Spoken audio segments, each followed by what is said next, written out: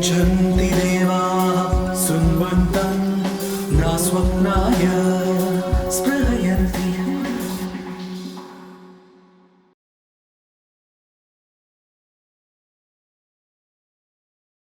The first presentation will be a video recording. So this is a video recording of the presentation given by Dr. Murali KV and Dr. Premendra Priyadarshi. I'll just give a brief introduction to the authors of the paper, and then we can see the video on the screen. Dr. Murali KV is a medic and a graduate of the University of Cambridge, England, currently involved in medical biotech entrepreneurship and interdisciplinary research, that is population genetics and historical sociology of Bharat. Is relevant to the inculcation of a scientific rigor in the outdated fields of humanities, especially in the Indian academic environment, and thus inspired skewed mainstream media discourse putting science into social sciences. That's a mouthful. The second author of the paper is Dr. Premendra Priyadarshi. He has an MBBS, he has an MD and FRCP, is a fellow of the Royal College of Physicians of Edinburgh, and a member of a large number of professional bodies like Indian Medical Association, Association of Physicians of India. He has cleared the civil services examination in 1986 and served in the Pondicherry Police Service for a short while. Besides science, he has thoroughly pursued history, philosophy, religions, anthropology, political science, and linguistics as his personal interest. He has written many books on Indology, which are India's contributions to the West in 2004. Zero is not the only story in 2007, the first civilization of the world in 2011, and Vishwa Sabhyata Ka Udbhav Aur Prasar in 2012. The focus of Dr. Priyadarshi's research is on correcting the distortions in Indian historiography. Let's move on to the video recording. White skin has been the main racist issue. There are white-colored people in many parts of India, particularly namely Kalash, Nuristan, etc. A white individual does not carry a black skin color gene. On the other hand, a brown or black individual carries as recessive within it white color gene.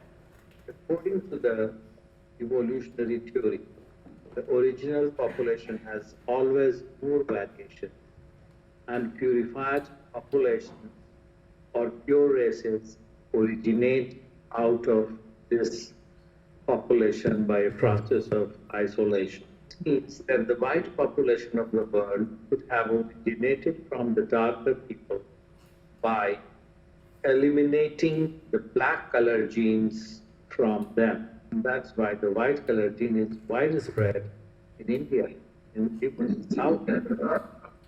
Although out of the two alleles, one is dark, therefore the person is dark. So it is by the process of elimination of the dark color gene that white color race evolved. Haag 2015 and Olaldi 2014 found that the people of Europe had dark skin color up to 5000 BC. They acquired the white color from the Asian migrating to Europe after 5000 BC. The Indians' migration eliminated the original European population to extinction in most parts of Europe, leaving a few percent of them in the southwest Europe only.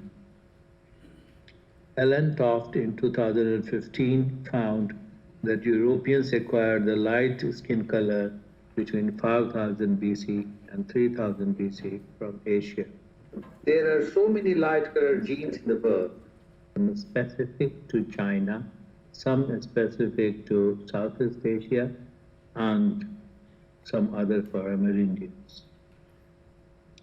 The Indian light skin color gene is exactly the same as the European. This map shows that the green areas are the places where population is pure white. This distribution of a particular light color gene from India to Europe through Iran prompted Basu Malik, Yaneshwar Chaube, etc. to claim in an article that this migration had taken place from Europe to India because the genes were identical. However, Keith Cheng, 2014, proved that the reverse was true.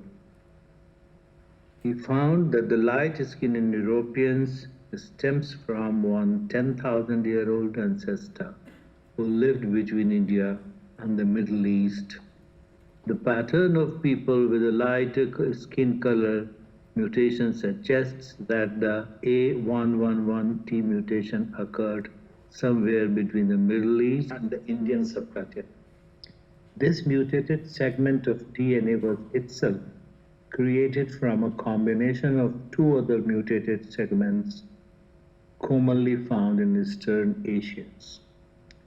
The combining of the segments occurred after the ancestors of East Asians and Europeans split geographically. One thing is important to understand, that in current vocabulary of the geneticists, the Middle East includes Pakistan and Afghanistan along with Iran, and the West Asia includes Iran but excludes Pakistan. Now, the combining of segments occurred after the ancestors of East Asians and Europeans split geographically.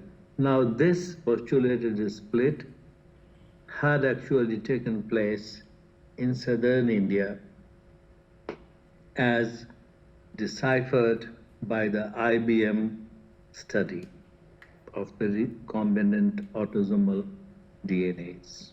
So soon after the split, possibly the two genes which are independently found in the Eastern Asia got united in South India to give birth to the white color gene.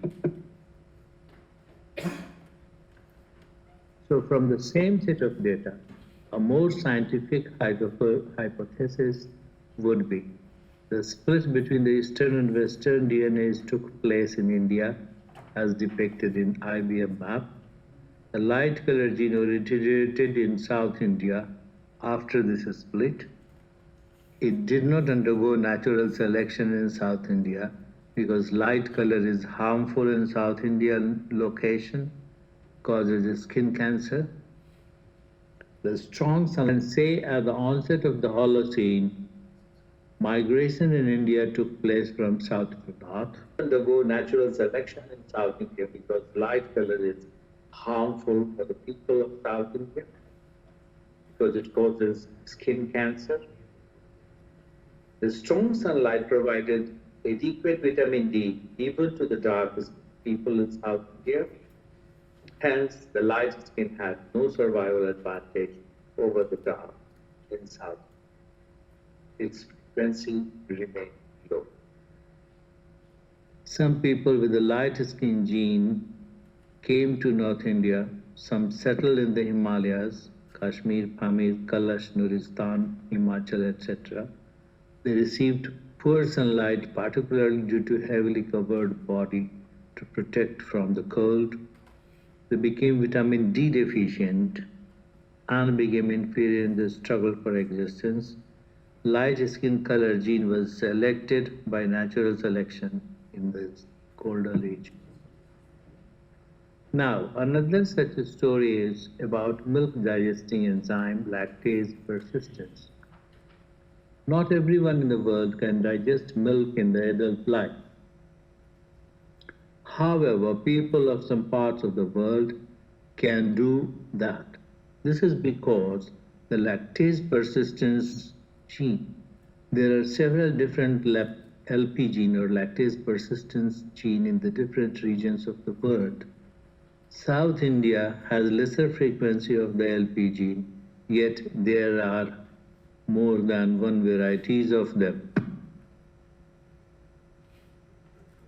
Now, the finding of the commonality of the LP gene of India and that of Europe prompted Romero, Ganeshwar Chaube, Kivisil, etc. to claim that the farming, domestication of cow, and drinking milk is started in Central Europe in 5500 BC, and then these people migrated to India, bringing farming and milk drinking within next 500 years by the time 5000 BC. And they conclude the earliest evidence of cattle herding in South Asia comes from the Indus River Valley site of Mehergarh and is dated to 7000 YBP, years before present. Meadow 1993. Thus post-dating the predicted start of the European Neolithic sweep 7500 YBP. It is therefore plausible that from Europe the allele subsequently spread into Central Asia, the nearest Pakistan and India, although not necessarily by the same route or the same demographic event. But actually, Meadow had risen 7,000 BC.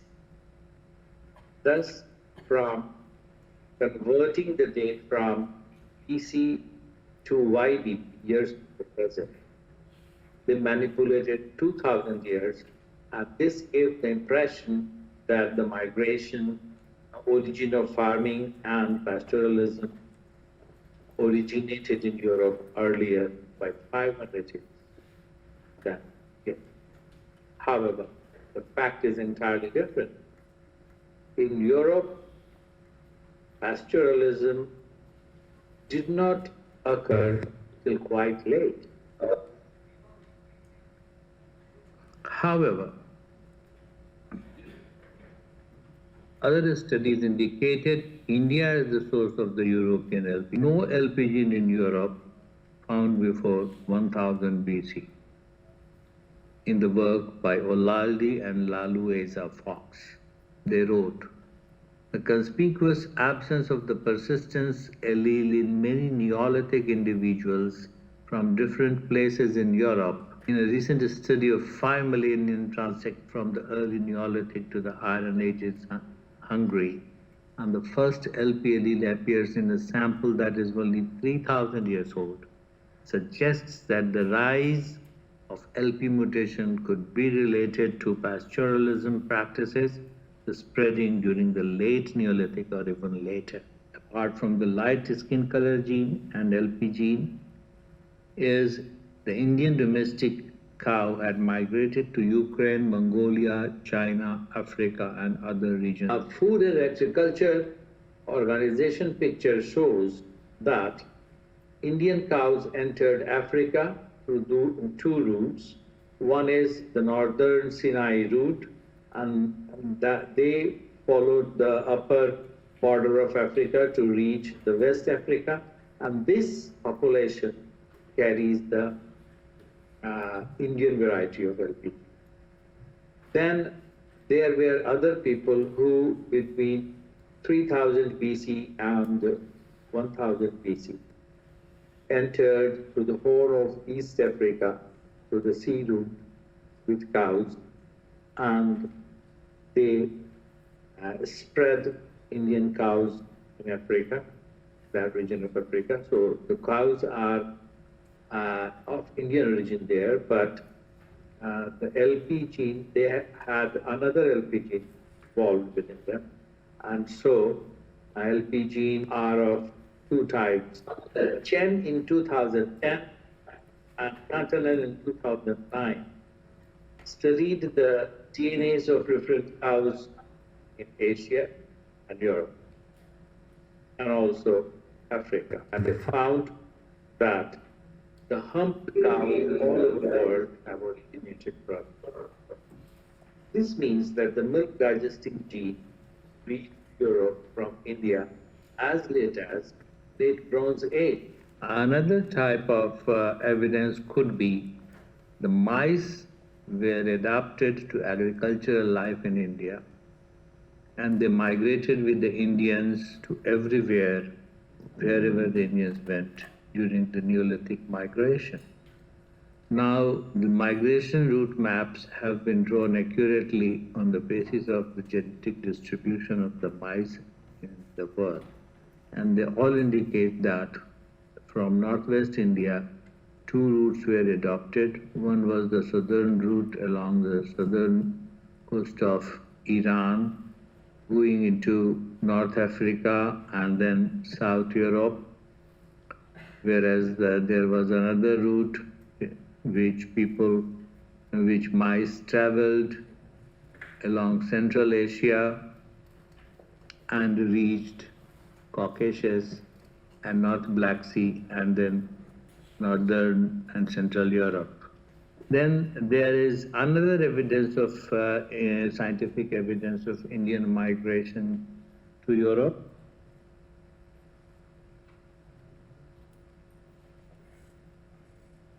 That is Otzi man, 3300 BC, Alps. A frozen mummy of Otzi man was found who had a stomach infection. Bacteria was isolated and found to be H. pylori. And this H. pylori sample was exactly the same which infects in India. That means people with this infection had migrated there from India.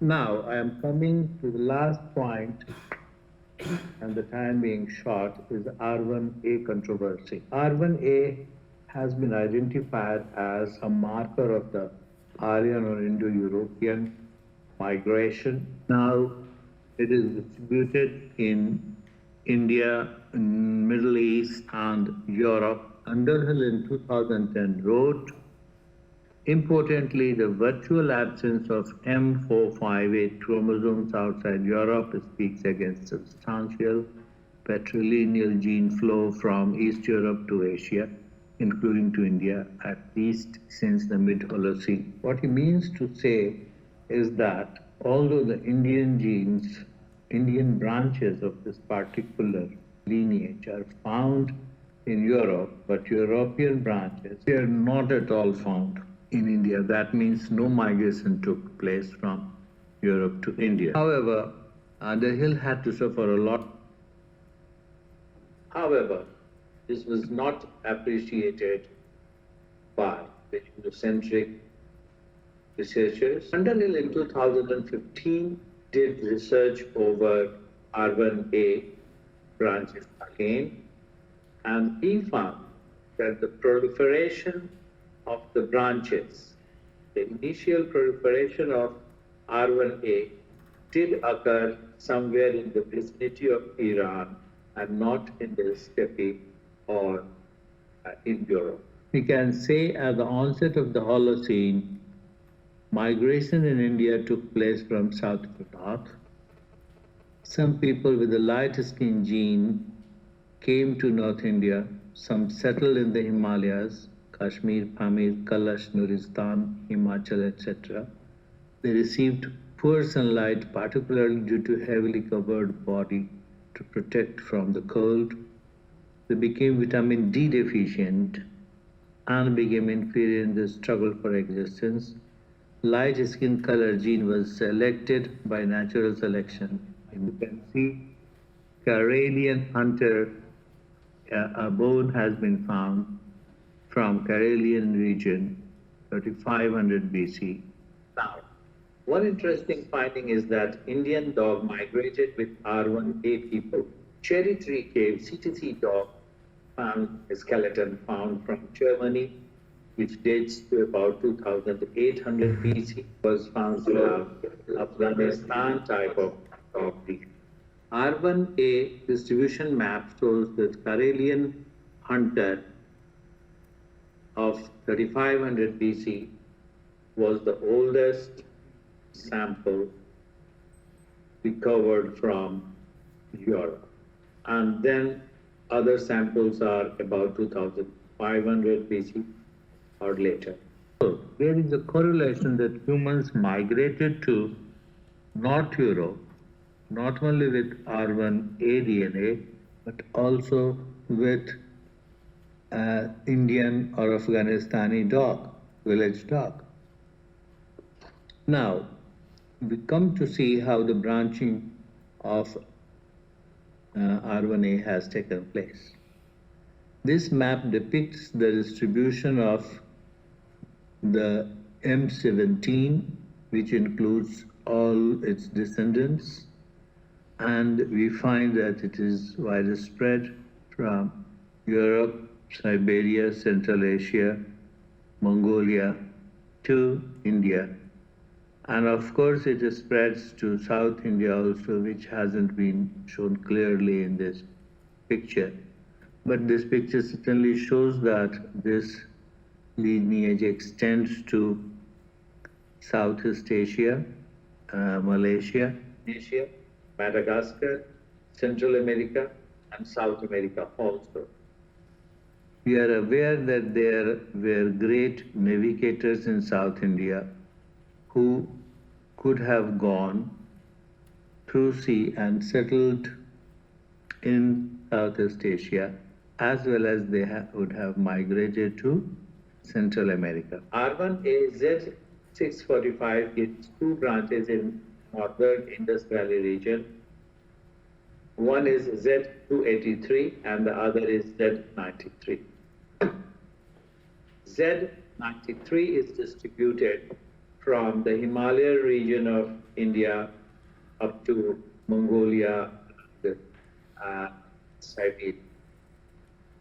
Whereas the 283 goes to Central Asia and then spreads to Mongolia, Siberia, Western Siberia. And however, we can see that the Z283 does not try to come to India or Iran, implying that there was no migration from Central Asia to India or Iran, although from Central Asia people migrated to Europe, towards the east to Mongolia, and in the Siberia. Its European branch of 283 is 282. So we will see how 282 behaved. 282 became divided into further branches, which are further distributed in Europe. None of them turns towards either Central Asia or India or Middle East. They are European and stay in Europe, indicating that no migration took place from Europe to India. Otherwise, some of these individuals would have come with that.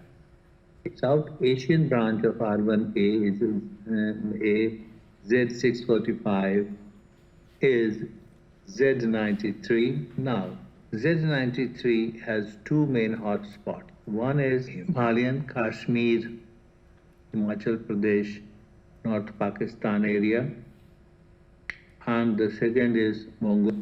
Now, Tarim Basin mummies dated 2000 BC. A large number of mummies have been found from Tarim Basin in Xinjiang, and they are all white colored, and they contain mitochondrial DNAs M5 and Indo-Iranian DNA U7.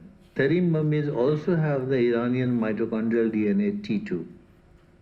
Besides this, Indian male lineages R1M173, R1A1A, R1M417, etc. Senior lineages were also found. However, most dominating was M93.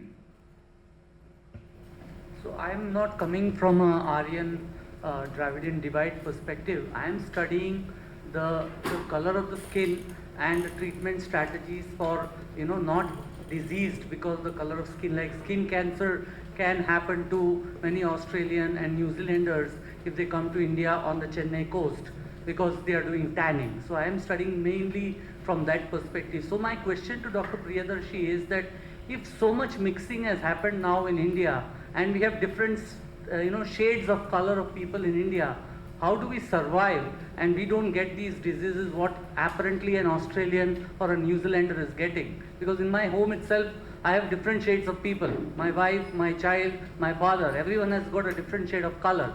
So how do we survive as a race in spite of doing this full mixing? And we are living in south of India, north of India, migration also happens. So how do we handle that? Is there a study done on that? definitely, since we are picking up your question there, so we will get to Dr. Priyadarshi. I'll just quickly share my observations from my background, not a medical background, but I do deal with medical for different reasons. I sold medical products and equipment like MRI and CAT scanner. What happens is, just a simple answer, if you go to a cancer hospitals in India, you will have a different story. So based on what we're seeing, and I have seen that. The same problem actually can be applied to others. For example, I migrated from India to Canada. Absolutely. And so there are different types of challenges now, not getting enough of certain vitamins and whatnot. Sunlight, for example. Yeah. So that's not related to this, so we will cut short on that. But that's a global issue, and how do we deal with it? Well, there are various things. For example, in Canada, not just for migrants, but even locals, there are different light treatments, when there is not enough sun and whatnot. And they are exposed to this different thing, as much as even the nutrition, like the first generation or second generation individuals of Indian origin growing up in European countries or North America, they do face higher exposure to different diseases than they would be here. And that's a great question, but see if there are any other questions related to Priyadarshi's work and the context of Aryan theories. Are there any other questions, comments? It's not a question, but one observation from my research, which is a parallel that I found in his work. He talks about R1A1 gene having originated originally in India and have gone to North Europe. And a parallel I have found in the dispersal of people, like whose ancestors were Cholas. In Tamil Nadu, we had Cholas, and that R1A1 says that gene has a presence in India earlier and also in Ukraine now.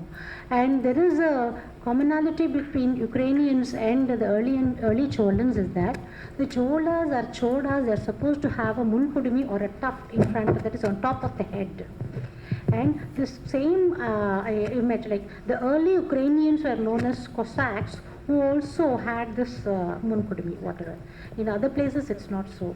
And a kind of Indus image has been found, which is also found to have a tuft on top of the head. And a similar image, which many people are interpreting as Vasishta, is not a Vasishta which is found in somewhere in Central Asia. You would have remembered a bronze image or something, but actually it was just a round up one and a tuft was there, because you can see the rest of the head shaven. So it gives an opinion that the etymology of Chola is not known, but we guess it should be Choda, that is a tough people. Even now, Choria people were having that tuft. The Chola is supposed to have come from Bharata's lineage only, according to Tamil inscriptions. So that is in North India. So one branch has come, and the other people, like Chola, also claims to have come from Shibi. And from there it could have gone up to Ukrainians. This is just this observation I am just giving, just by means of this. This is what can be a cultural trait, having the tuft. So where the R1A1 is found, there this tuft on top of the head is found. That is between Ukrainians and in Indus also, and in Cholas also. Just one observation I am just giving. That is a great observation, and but as you know, R1A is very old, and in many multiple variations in India. Yes, that is there, but this particular commonality can be noticed between these regions where R1A is also found, and of course that is the descendant in Ukraine, whereas the earlier one was here. Yeah, Dr. Priyadarshi, thanks for your presentation and taking these questions. This was regarding one of the comments you made about like the about turn that Peter Underhill took between his 2010 paper and his 2015 paper. And I just want to hear your thoughts on his most recent paper that he and Poznik had put together, locating the R1A origin near Iran. I had a very brief exchange with Dr. Underhill, and I asked him about his about turn, and he mentioned that he believes in his latest theory based on the more recent genetic tools available. Also, I challenged him on a couple of other assumptions in the paper by Poznik about what does it mean for the Harappan civilization, etc., but couldn't get a clear response. So I just want to hear your thoughts on Where do things stand on the R1A debate right now, and especially regarding its locus being close to modern day Iran, as Dr. Underhill claims? Thank you. Yes. Now the thing is, he has very cleverly worded his sentence in 2015 article. It says that the proliferation took place somewhere near Iran. Now go to its semantic analysis of the sentence. It means that it did not take place in Central Asia or Steppe or Europe or Ukraine. It is South. So he has to face a tough criticism of his enemies, and he needs to stay within academic world. So this is the best he could have done. That is point number one. Point number two, India is near Iraq. And actually proliferation means branching, not the origin. Origin took place, as per my study, in South India, definitely, I have no doubt about it. But its expansion took place near Hindu Kush and Pamir and this Tajikistan region, including Himachal Pradesh and those parts. So I don't find there is much clash in the two articles. There's another question, Premendra. One second. Yes. Okay. This is not directly connected with your presentation, but this is a specific situation in Tamil Nadu, which is South India. I think once in a while this burst of Lemuria will be developed. Okay? And people will start talking about it all the time, and they talk about the origins of somewhere over in Madagascar. Between Madagascar and Sri Lanka, there's a land, all these kinds of nonsense goes on. So, when you talk about the origin of this RNA from South India, do you think there is any chance of this so-called this Dravidian scholars hijacking it to their own purpose, saying that probably this one came from Madagascar or South Africa or some such thing? No, it cannot be hijacked, because Madagascar one, it is well known that people reached Madagascar very late. The earliest population in Madagascar is not older than 1500 BC, that is 3500 years back. So it cannot have originated from Madagascar. That is point one. Point two is the Madagascar one, if it originated, then everybody has his father and everybody has his grandfather. So if originated, it must also have evidence of its grandfather, which was R1, and R1's father was R, like that. So if you do not find R, and R's father was P, so P is in Southeast Asia, R is in India, Southeast Asia, and it is spreads widely. R1A is there in Indonesia, and as I showed in the map, it is also in Central America. How did it reach there? If these people had started from Iran, how would anybody reach Malaysia or Bali or things like that? It has to be, but the thing is, whether it was South India or North India, this needs to be precisely established by further resolution. But this is not, does not matter, because in my study I have found that about 10,000 years ago, people from South India expanded and they came to North India. They have many pockets of Dravidian languages going up to Nepal. And in Bihar, you know, Oraon is a Dravidian language spoken by the tribes of Bihar.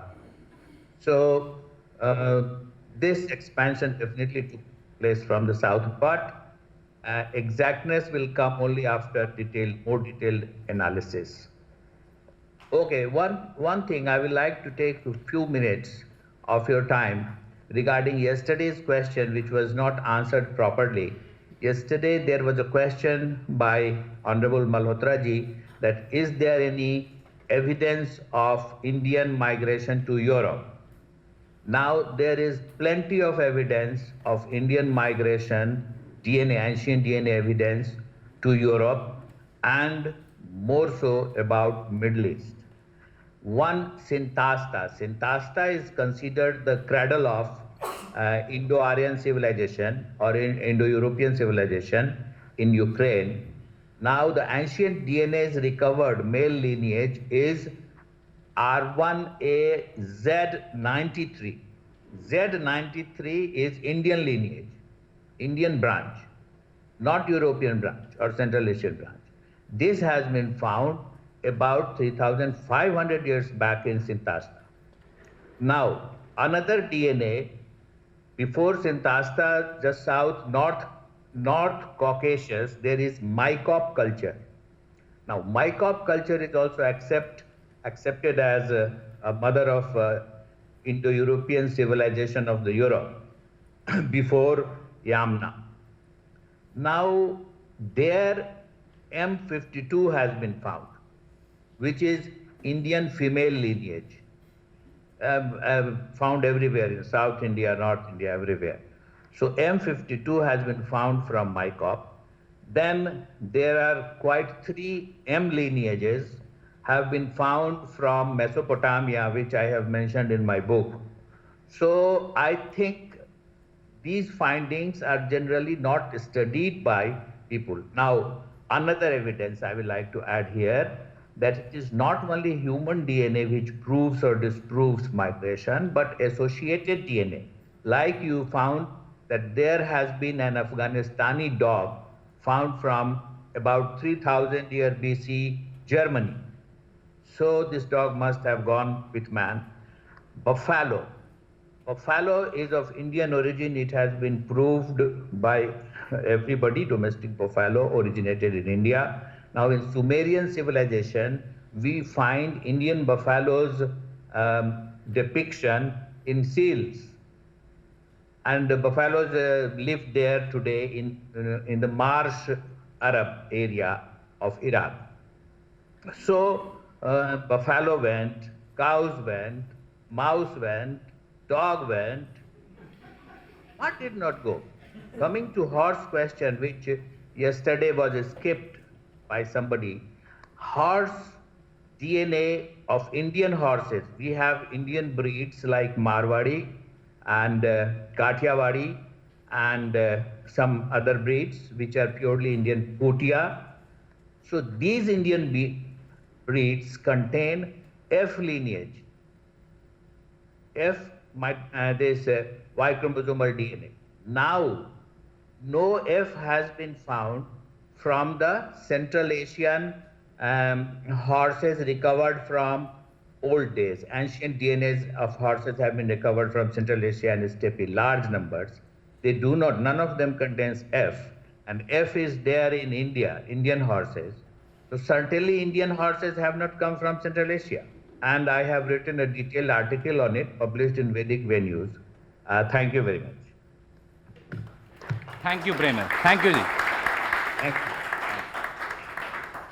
Thank you. So we'll just disconnect. Thank you. Yeah, thanks a lot. Okay, bye. Yeah, Bye. bye.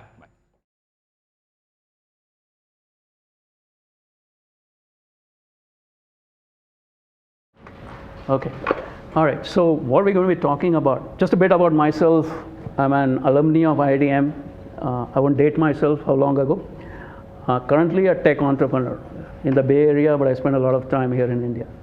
So getting ahead with the talk. So what are we going to be talking about sort of complements the discussions this morning. The talk by Nilesh Ji, then the talk by Meghna, and so what we're going to talk about is get sort of into the nitty-gritties of comparative linguistics. So let's straight jump in. So this is similar to what Nilesh put up, right? You start with the facts, look for the conclusions, or you decide this is what I want and work backwards, right? on the right-hand side, you have to be very careful how you go backwards. He had an example in his where he was looking for evidence to support, and you're looking for the right evidence. In this case, a lot of evidence is made up. So the whole business started right after William Jones, sort of in the late 1700s, early 1800s, right? Basically ran into Sanskrit, and then the whole interest into our whole Indic knowledge system, right? What drives it, how people have structured their stuff, and then the interest into sort of mining this. We have about 40 slides, so I'll try to run through. So the key questions when you look at this whole comparative linguistics business. So the three of us actually spent the last 6 to 8 months reading every kind of CL literature out there. Very, very tough reading. So I'm just summarizing sort of things for you, right? The first question that pops up into us, there was Renaissance in the 1500s. You had Michelangelo, you had Da Vinci, but you had no Panini, right? Or its equivalent, till you ran into Sanskrit in the 1750s. So the key question is, why wasn't there interest in language at all till they came to India, right? That's sort of the open question that straight away pops up, right? So till they saw Sanskrit, they didn't know how to reason about language, right? That's the layman's conclusion, right? So the Europeans were studying languages for 1,000 years prior to William Jones event. How come there were no family trees or even anything noteworthy on language? So this is a straightforward, open question that stands out. Now, once you start following the enterprise, let's say from 1780, 1790 onwards into this whole language business, you start reading we are showing sort of the key books, and sort of the summary is on the right-hand side. All basic ideas of even how to reason and talk about language is influenced by Panini. Though he is sort of acknowledged in very roundabout ways, right? The notion of root theory, Karaka, Ablaw phenomena, the whole thing about vowels and all the different forms of vowels. Guna, grade, there are so many things. But it's never mentioned in any handbook, right? And then you get into more deeper structure, morphology and syntax and pragmatics, and you go on and on and on, right? These are all the different each is a deep dimension of studying language, right? And again, each of this has roots and the concepts coming out of Sanskrit. How it is structured will be rephrased in a very different way. Right? And there are hundreds of theses, and there's a whole hegemony of literature that says, hey, we don't want to acknowledge Sanskrit explicitly, but there is something else. So this goes back to the point Dr. Shastriji made this morning. So what do? You come up with a Proto-X. I don't want to say Sanskrit, but I want to say something Proto. Right? And then you start saying, okay, what could the Proto have been? Right? And what are the properties of the Proto? So it's very important. You have to realize around 1790, 1820, 1830, what had happened is, in Sweden, Carl Linnaeus had sort of come up with the taxonomy of all the living systems, what we learn in first class in biology, right? Vertebrates. And the same sort of comparative anatomical method was the primary framework within which they started looking at languages. That is why the whole thing is comparative, right? If it exists here, it should have existed there. Right? Now the key question is, what you choose to start framing that discussion is up to you, right? So it was cherry picking at a grand scale, right? Of different aspects of language were sort of mixed in, right? And the literature sort of gets very discursive, right? So you can follow an author for three generations, his advisor, himself, and something, and then it'll jump off to some other topic, right? So it's extremely painful to read this, all right? And then there is sort of the internal reconstruction which says, hey, this is not there, so what should I postulate? Right? So you have sort of degrees of freedom on both. Right? So this goes back to the point you made yesterday, 34 ribs versus 36 ribs. Right? It could have been that there was a horse with 40 ribs, right? And 4 ribs dropped off or 6 ribs dropped off somewhere else. It's your choice. Right? It's the same mechanism at play. It's just humans are deciding, not Mother Nature. Right? So how do you pick? Right? So again, each path of choice, each path of reasoning could have led to different family trees, right? So our focus, the quick summary, our focus has been, let's step back, let's look at the data today, right? And see what actually exists in language. Over the past 50, 60 years with computational tools available, can I start looking at language as data, right? With the advent of Google, Facebook, all the computational linguistics work, and you step back and start asking these questions. Today you have these chatbots and so on. The big question is, There should be some structure for me to compute against. So we started looking at what are the things, data that's been put out by the linguistics community. These are all our different kinds of data sources. From sound, how speech is generated. Again, a lot of things about language generation is still much unknown. How is Shabda created? Unknown, right? How is written script? Did writing come first or spoken language come first, right? They're all open questions. Nobody has answered them. Even if you look at all the Wikipedia articles, some things are assumed as fact and then everybody starts discussing. But the origin questions still remain open. A lot of the origin questions, right? So we don't know the hows of many, many things, right? So we started looking at all the different data sources, what's been collected about global languages across the world. Right? And one of the things we focused on is the last one at the bottom, the World Atlas of Language Structures. Right? Has 192 multi-state grammatical features, sparsely filled for about 2,679 languages globally. Out of that, about 200 languages has a rich set of features. They have been designed by experts in every language. The reason to look at this was the whole language and family of language. We talk about this 17 families and this and that. They're all arbitrarily made up. I pick a different subset of features, I could come up with a very different set of families. Right? So it's very important to step back and ask the question, is this family true? Just because yes, naming something has power over it, but you have to be extremely responsible when you name something so that you call it out properly. Otherwise, it just creates confusion. Right? And recently, there's been sort of the whole linguistic community has been looking back at their 200-year history. Right? That's all that. The language sciences as a subject is about 200 to 225 years old. Not much. Not as old as Sanskrit. Right? And recently, they've started a new journal called the Journal of Language Evolution. Just the name itself completely changes the picture.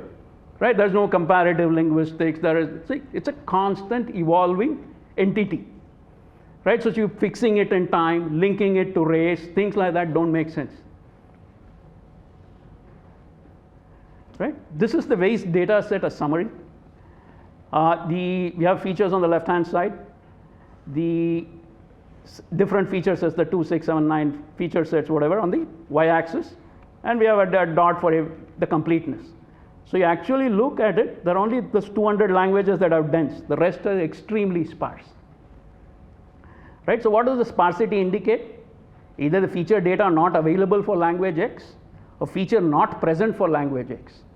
Right? And this depends on the choice of the experts. Right? So assuming that they have shared the truth, this is what it is. Right? A lot of things could have been left out. Right? There are data scientists in this room, everybody knows. Right? You pick a subset, you can come up with a different conclusion. Right? So the whole thing is, which feature should you pick? Right? Who decides what is common across all sample classes? Right? So the key thing is there are many, many nuances of how to do this analysis. So we took this data set and did a PCA analysis. Basically, you're finding the unique dimensions of this data set and trying to see if these 2,000 languages cluster in some way. Right? So the blue dots are basically quote-unquote Dravidian languages. Right? Indo-European are in red. And then the Niger-Congo combo is in black. And actually look at the data. Easily I could have manipulated and shown a very clean separation. Right? None exists.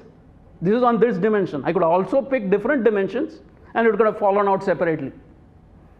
Right? Depending on how you slice this thing, you could have come up with very, very different conclusions. Right? Right? So the key point here is, as far as we are looking at it and have done different iterations on this, we couldn't split this thing. Right? This is the current consensus based on the current mapping. Right? So basically there is no IE, no Dravidian.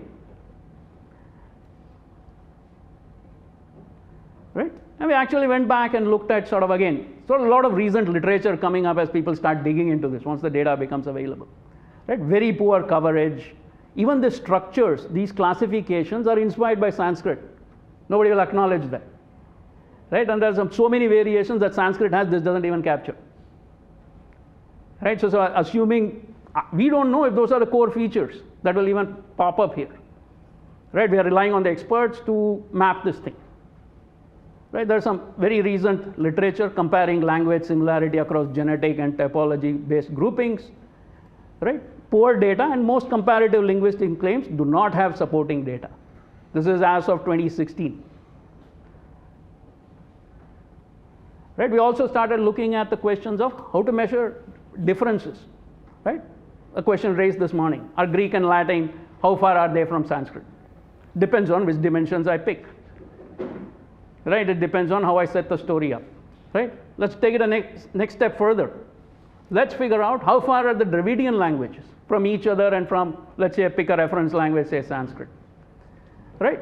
You start looking at it. The lines of work were lexico-statistical methods, internal structure, and you again do the standard techniques. Most of the trees don't fall out. Right? There's no Dravidian language family tree or some other family tree. Right? The data is something very, very different. Right? So the question steps, so there are some conceptual questions in terms of who should be doing this kind of analysis. Right? And how should it be done? Is it just textual evidence? Or is that under some underlying structure? Right? So that's one side as things stand. The other angle we took was, hey, if this is not the case and everything is one big mush, what is happening with language? Right? So language, that means a very interesting work by Parthani Yogi and a bunch of people. Is language a dynamic process? Right? And how dynamic is it? Does it change within one generation? How many generations does it take for language? 10 years, 15 years, 30 years? Right? And he's done some very interesting work. So he studied his own kid learning language as a baby. He videotaped it and did his whole research on that. Right? How do babies form sounds? How does it evolve into words? He built his own simulation and computational models. Most of the basic assumptions of comparative linguistics, by the way, CL here is comparative linguistics, not computational linguistics. I just want to call it out. Right? So it's all very shaky. Subject word order, like subject object verb or subject verb object, all these concepts that dominate current computational linguistics is also need to be revisited. Right? Much of the structure stands on shaky ground. Right? Again, so comparative linguistics deeply flawed. Right? So all these evolutions take just a matter of generations to change. It doesn't need thousands of years and all of that stuff. Right? It happens because people adapt and change very quickly. Right? So this notion of stable family trees and such do not exist. Right? As it says, pick an arbitrary direction of change, you have different evolutionary trees. You can cherry pick again. So our take, right, the directionality was sufficiently arbitrary and has serious implications to the entire pursuit of proto-language design. Right? As an academic enterprise, even chasing this thing and wasting our time to establish there's something proto and find its properties is a colossal waste of time. Right? The big question we need to ask is, should we invest our time in chasing this dream? Right? That's the big question as a community we need to decide. Let me summarize some recent sort of, right? So there's a lot of about turns happening in this community. Right? First thing, right? Comparative linguistics is not even part of the Western linguistic tradition from one of their community members, right? So that's the, right? So it was something peculiar during the colonial period. Next one is the bunch of French linguistics that Western is not universal. Right? So undeniably, they often contribute significantly to the knowledge of historical development. And the key question is who borrowed from whom? Right? They don't want to get into those discussions as the data is coming back very, very differently. Now, sort of stepping back and looking at sort of the overall framework of where linguistics from a Western viewpoint stands. Right? Primary initial discussions are around the origin of language. Right? And then sort of being influenced by the theories of Darwin and stuff. Much of it was influenced in a very biological way. Right? They started using those concepts, but language is a human construct. It evolves in its own way. The dynamics are very different. The mechanisms are very different. Right? And then sort of borrowing some of the concepts and setting up comparative linguistics. If you actually look at the literature deeply. A few of you folks attended the previous two SI conferences, and there's a whole attack on philology. Right? So this and philology sort of are an extremely shaky ground. So where do things stand circa 2017? This is from the latest Scientific American. Right? Chomsky was considered sort of the father of modern linguistics, not even computational, linguistics. right? Basically, his whole theory has been shaken, right? So people are, his assumption was language is hardwired, at least the ability to language, and then everything else is a variant inside, right? Which is itself being questioned. Because language, different kids put under different circumstances, evolve language in very different ways, right? So Chomsky's theory is try to do a balancing act. So neither of this is done properly, right? You want to be sort of simple enough, at the same time you want to explain a lot of things. Both are not possible, right? So universal grammar appears to have reached a final impasse, right? In this place, research on usage-based linguistics can provide a. So this is what's driving all the things that Google and Facebook are investing on. Collect data, look at what's happening, and repeat, right? Throw all the theories out. It's a very data-driven enterprise, right? Just a quick sort of summary. When we step back and look at, when I look at Sanskrit from the lens of, could it even be humanly constructed? Because it's such clean properties. And could it have evolved iteratively in an evolutionary way? There are so many open questions. I'm just throwing this out for the audience to think, right? We do not want to acknowledge divinity, dharma, all that is separate, right? But is there sort of a creator of this language is an open question, right? Very, very different, right? And in the previous conference, we had Dr. Korada sort of chair a whole bunch of sessions, right? His 90-page booklet is a must reading for anybody interested in Sanskrit language and structure, right? Every page is dense with information, but worth the hours you spend looking at that stuff, right? The mechanism, the grammar, the structuring, and I don't want to get into the details, but every word, sound, it all has consistency, right? Which, if you look at a modern computational linguistics paper, and people are trying to do, for example, I work in the field of natural language understanding. How do you interact with a chatbot? I can't interpret anything without this structure. To give it simply, if this doesn't exist, I cannot answer all of this, right? So speaking to my Alexa is no purpose if I don't have this lined up, right? Each and every unit in Indian linguistic science is defined clearly and unambiguously. No definition, nothing is required. Right? They are impeccable solutions to all problems, syntactic and semantic levels. Right? We still do not have agreement on the notion of word in English. What does a word mean? So summary, right? Comparative linguistics, peculiar Western motivation, okay, let's acknowledge that. The structure of modern linguistics, the basic concepts, right, come from sort of Sanskrit, but they're all very half done. Right? So the key question is to go back and look at all languages, and maybe if we have to do it, we have to do it. Right? If you want to deal with other languages. If you just want to focus on Sanskrit and Indian languages, there's enough to do. More than enough to do. Right? The whole notion of family trees, the discussions, linking it with genetics, all that. Right? Let's not waste our resources doing those kinds of things. Right? The bigger worry for us is Western linguistics has moved on. Tomorrow, I expect a journal article which says, oh, this was all different. We have now figured out that we got to go back, right? But my fear is our teams here will be doing this for another 100 years, right? Which is what we need to very quickly react on across the board. The big thing is more work for us. Why are we stuck with this, right? We need to sort of train our people and really update and throw out everything. Right? Much easier to, those of you who debug code know it's much easier to rewrite than debug. Right? We should not just waste time debugging. Right? Just clean sheet start. Right? And then this is not just a humanities enterprise. The split between humanities and science is all unwarranted. Right? We should just do it as one framework. Every humanitist should now know what is computation, what's a grammar, what is left hand side, right hand side, all those things. Right? So we need to do that so that we can then study these properly. Right? And then there are sort of people who have exploited it. They have realized what has happened. Let's focus on what we need to do constructively. Right? And let's put this whole thing about comparative linguistics and diachronic linguistics, all of that to rest. Right? We have a rich heritage, Sanskrit, focus. With that we can even redefine sort of a lot of the English linguistics. There's lots to be done. Right? But looking here is far more impactful than looking overseas. Right, I'll stop here. Take questions. All right, a wonderful presentation, and quickly I'll make a note and open up for a question.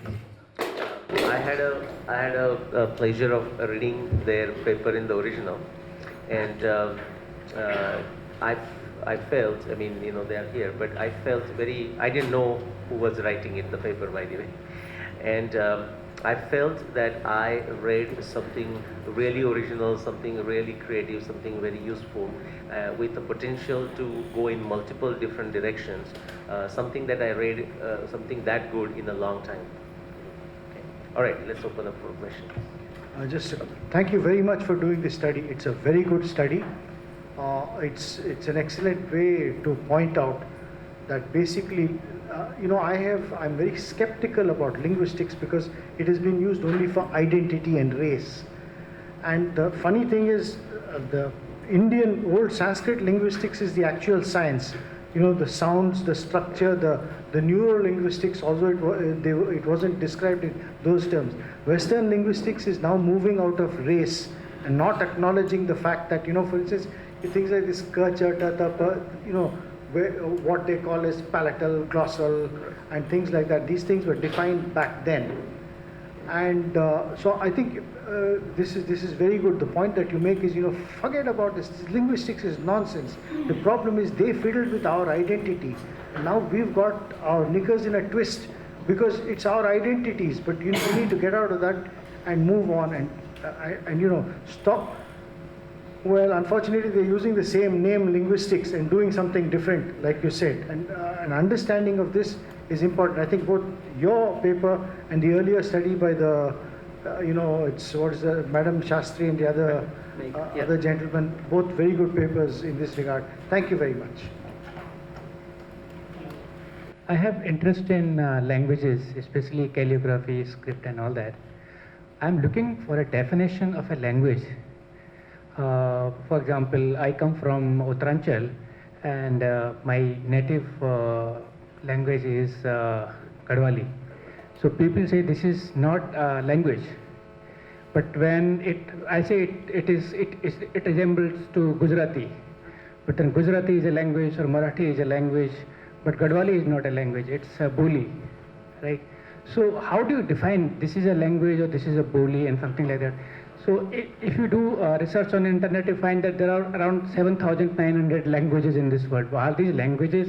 And in your paper, you were saying something around 2,000, something like that. So there must be some basis. What is that definition? I wanted to know. Thank you. So to answer your question, first thing, as an Indian, my thing would be look to Sanskrit, right? So what is the closest you are to it? What are the common things in Gadwali that relates to it, right? And we start from there. The notion of even what the properties of a language should be is a very Western notion. To be very honest, why are we even thinking that way? Right? This 2679, because I'm reporting in Western paper, I'm reporting that number. Right? Because many of you will go and check on Google. Right? Otherwise, I wouldn't have even put those things. Right? So we in this generation are stuck between pleasing one world and then figuring out a new world. Right? And it's up to us. You define what language is. If it makes sense, everybody will follow. Right? That is how our systems used to be. Right? So looking outside doesn't help.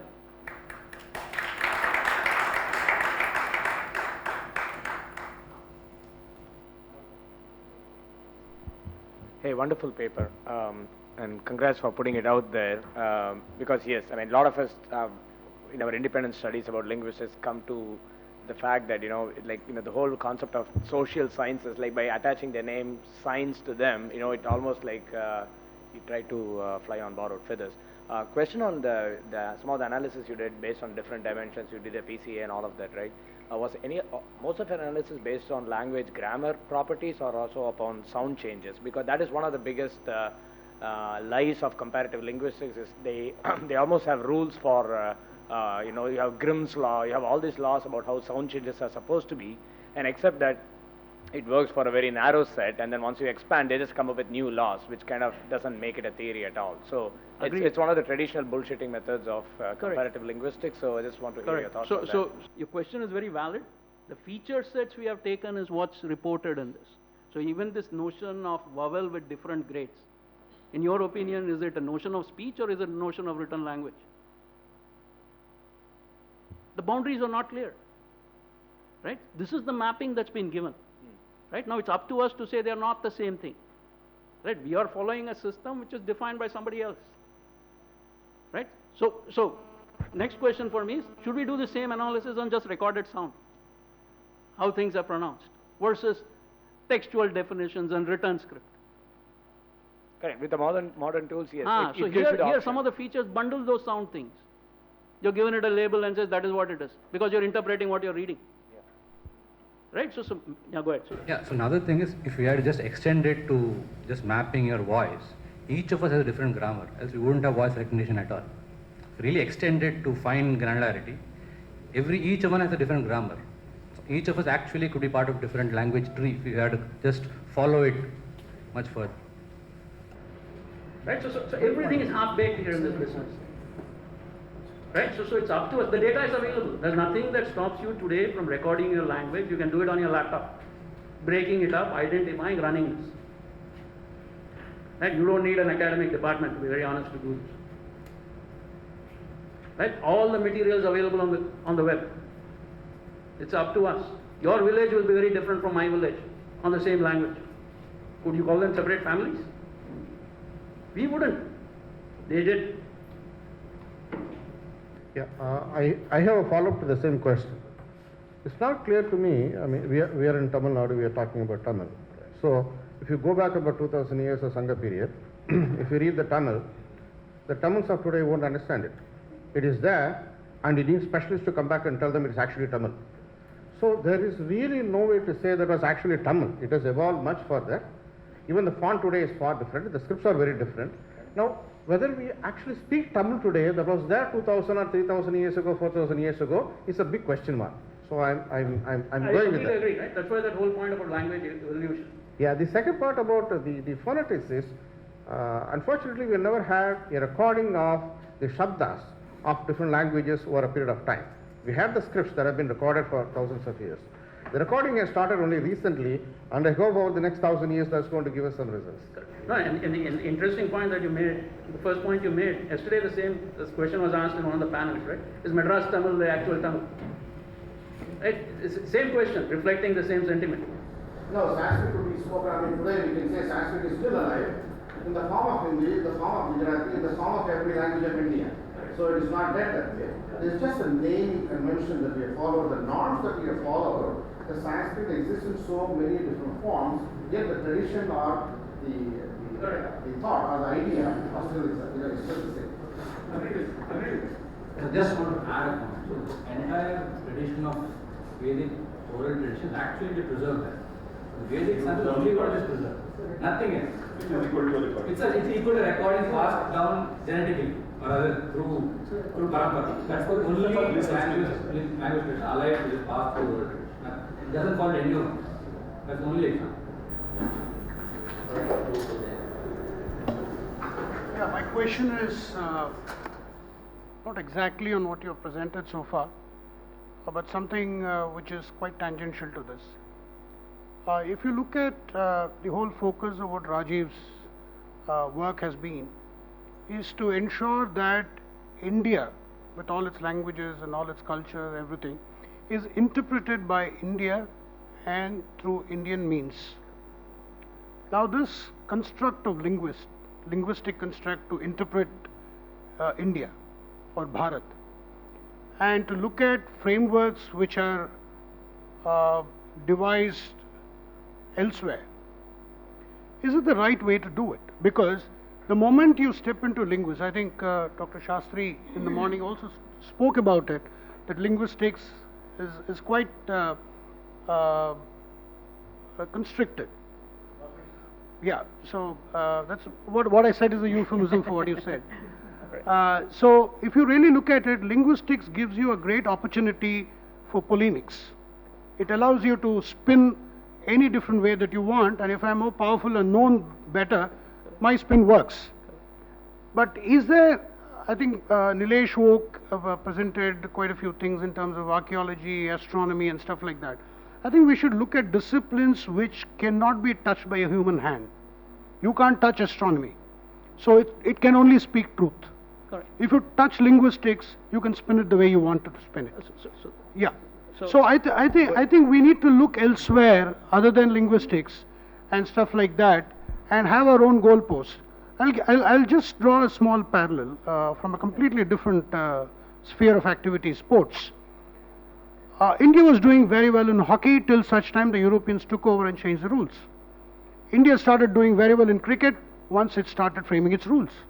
So I think we really need to look at it and see that we look at disciplines which are very Indian to interpret us. Your statement is well taken. So the reason to do this work and frame it in the Western way is first to tell our own people, don't look at it that way. Yeah, I understand. Right? So there's a plea to look back at your tradition. Yeah. Right? So today, how many of us will send our kids to a Gurukula?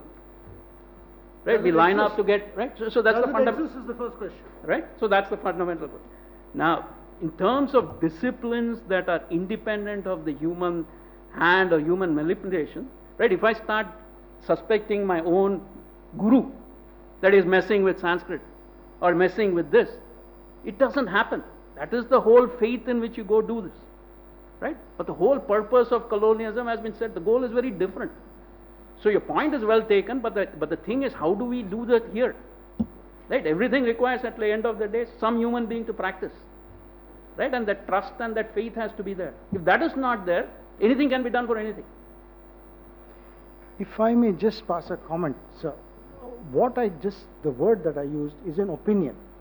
Opinions are not good enough. It may be my opinion, but I must say once again that the paper presented earlier today, just after the one I presented by the couple, that is the best paper I have ever heard in tearing down the nonsense that linguists have brought up. And I would perpetuate it. And I would suggest that we wait for that paper to come in text form or video form and follow it up, because I think that is the strongest tool that I have found. They've done a very good job, and that's really going to help in taking this forward. You projected a picture of this linguistic classifications of the so-called Dravidian languages, non-Dravidian, and then they said pretty much there is no big difference.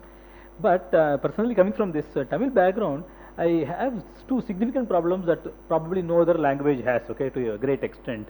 One is this monosyllabary, okay, with I would say sounds or shabdas associated with one symbol. The second one is this massive case of this diglossia. And sorry, Shiv, I know that it's bullshitting in terms of linguistics, but so how did you just feel? These are two significant features of Tamil language, okay, correct, which are both working against Tamil actually. But are they represented there in those? No. No. There are two things. So first thing, from your question point of view, saying that one symbol maps to multiple sounds itself is a confusion between the speech system and the written system. So there itself there are different mismatches. Putting that aside, this feature set does not even capture that. Right? As far as I know, whatever they have only for the European languages. Right? So these phenomena, each of those details are not captured, right? And the feature set. So I do not claim completeness. The whole purpose of this analysis was more to illustrate the point that there are no strong gaps saying one language is one family versus another family. That's the point, right? Looking at, hearing what you said and what I've read, those phenomena do exist in other languages too. Many of us are not familiar. Right? Saying that it's only for Tamil, I do not know if it is true. Okay, with respect to diglossia, many languages have it, but monosyllabary, in my opinion, I've just read a little bit about it. No, I agree. Tamil's problem. Okay, I wouldn't say it's a great feature. Actually, it's a problem for Tamil. No, okay. My point is, we don't know, right? My point is, we don't know. A lot of things about language are not known. Right? As a subject, is only 200 years old. Right? Studied in the Western way. Maybe there are people in our traditional systems who know better. So, great paper, and I praise the paper, and praise comes with punishment too. Yeah, so couple of things. For example, in many of the genetics papers, we see this discussion of ANI versus ASI. So the ancient northern Indians versus ancient southern Indians. And because I saw in your presentation, the computational abilities to take different languages, it would be a worthwhile exercise if we can go back to those specific genetics papers and then go back to the supplementary raw data and take those regions, and we can define how we re-divided this. So there is that ANI versus ASI. To redivide that as a AEI versus AWI, like ancient East Indian versus ancient West Indian, just in terms of say Gujarat, Maharashtra on one side, and then Bengal, Northeast on one side. And just to show, I mean, my hunch, my prediction is that it will show the same kind of separation that it shows between ANI versus ASI versus AEI versus AWI. Now, I could be wrong, but that is my prediction. If we do that statistically, that's what might happen. Can I comment? Even the ANI versus ASI split is based on similar kind of clustering, right? So depending on the feature sets I pick, like I showed you, I could drop the red dots and the blue dots, right? There may be dots that have been dropped which overlay both of them, right? I'm just saying it as a matter of fact. So yeah, so I'm saying that is my valid point. We'll do that. That's the reason I'm saying if we do that alternate exercise, we we'll essentially take away this issue of ANI versus ASI. Yeah, the thing is, when this paper came out, this Reich and Gyaneshwar Chaubey has got his name there as well. I actually objected. I said, why the hell did you call this ASI and ANI? There was no need to do that. It turns out there's another paper which I just mentioned in one of my slides of a group called Metzpalu and others, who have classified it as K5 and K6, where K6 maps onto the ASI component and K5 onto the ANI component. And it shows pretty much the same thing, and that the K5 component is found more in Pakistan, and it so happens that whatever component of K5 that is found in Pakistan is actually older than the little bit of K5 that's found further west, proving that those people didn't come in here and this is unique to the Indian subcontinent. But those ASI and ANI are unfortunate terminology. The authors didn't answer when I wrote to them. Yeah, and so my request for that exercise was essentially driven by that bias, you know, deliberate. It's a deliberate, you know, the ANI versus ASI. The another thing with the computational calculations that you can potentially do, related to Sindhu Saraswati civilization and the IVC script, what I'm trying to think of the name, like Dr. Rao, and you know there was a TED talk, and TIFR, you know, in Mumbai, they tried to do some computational linguistic study to find out the entropy and all that. Whatever they did is fine. Now I tried to request them to do this same thing, same analysis for the Sue Sullivan's work on IVC script, and I didn't get any response. Again, if you think, I mean, you know, I can connect you with Sue Sullivan, or even her whole work is out there in public domain. If we can do some kind of computational work on her language and get some input, I mean, outcome, that will be great. And the last quick note is we try to request, you know, try to invite Angela Mercantino, and then she had some personal reasons and she couldn't make it. But here is the point based on your paper. So what happening is that they had these linguistics, all of that, but now because the results are showing, now the new results are going against them, they are disowning these disciplines, at least in the old way. And here is my prediction. The day it is completely, you know, falsified, this thing. So what is Angela Mercantino's work essentially is she's showing that there are no connections between languages, at least the Indo-European, the way they are promoted. So the day we establish it and finally this other side has no other option but to reject, they are going to make, now Angela is not on their side, they don't like her right now, but they are going to make her a hero. And you know why? Because they wouldn't want Sanskrit to be the mother of their languages. Okay, so that's the third observation. Just one comment. You know, this only goes to show there is so much identity, emotion still attached to a group of people whom we tend to think as scientists. You know, we tend to think that these people are completely unbiased, and that, you know, it's oh, India, you did the work here. You know, this guy is biased. I mean, it's a bit like that other debate of whether Harvard chair is going to be good versus Tamil Nadu chair. But the people there have been, I mean, it's disappointing for those of us who are looking for the truth, as it were, but this is it. These people are completely biased, they're parochial, and if we learn that much, I think, that's a start. So we don't automatically respect what comes out from there as being right.